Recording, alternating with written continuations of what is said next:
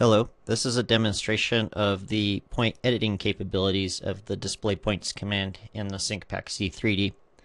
So not only is this command very useful for viewing points in various ways, we can also edit points from right within that same display. So to go ahead and start, let's just take a look at these. I've got a water service and a stop box here. And let's just say, just for the purposes of demonstration, that I want to move them from their current location down here somewhere around station 13 plus 20 something up here around the corner to station 10 plus 60. Of course, we've got this station equation right here. So as we move from the alignment down here, we're going to go over the station equation. And there's actually a couple other station equations in here, as we'll see in a second too. But to start, let me go ahead and just select a couple of points. And so I select the points, then I'll right click and select display points from the shortcut menu. And just to kind of illustrate this a little bit more, let me go ahead and just add another point that I don't want to move to the display. Alright, so now we just really want to move just these 2 points here.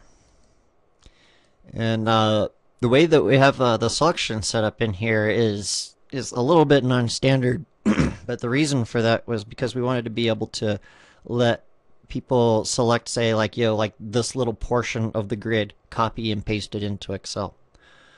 So as part of that, what we have, whenever the program asks you to select rows, such as here, a row is considered selected if you have any cell in it selected. So when I come through, even though I may be selecting cells over here, this means both these top 2 rows are selected. And then when I come in here to right click and edit, whichever column I click on, that's the column that I can edit. So I right clicked on the raw description here, so I can edit raw description from here. But if I right click on the elevation column, I'll edit the elevation instead. We want to edit the station, so I'm going to right click on the station column. And since I have both these these top 2 rows selected, those are the 2 rows that we'll edit. We won't edit this other one down here, the sanitary service. But let's go ahead and edit this. And we said we wanted to move it up to station 10 plus 60. Let's key in 10 plus 60 there. And now what it's asking me to do is, because of the station equations, we've got multiple 10 plus 60s. And actually, we've got 3 10 plus 60s in this particular alignment. We got one down here, and one way up here.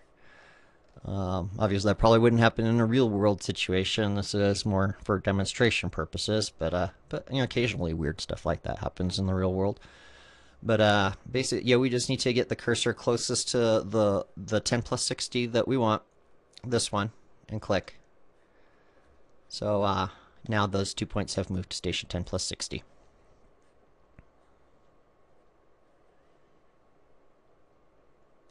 And if I say OK here, we can jump in the drawing and we can find the water service point here and the stop box point here that moved up around the corner up to station 10 plus 60.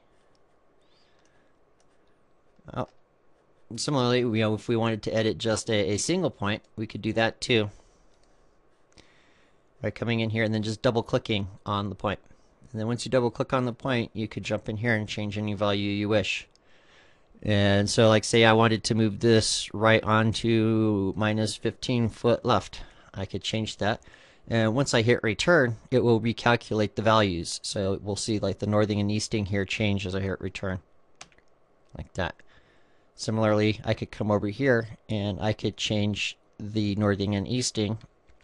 And once I hit return, it will update the station and offset. And those are the 2 ways of editing points from within this display.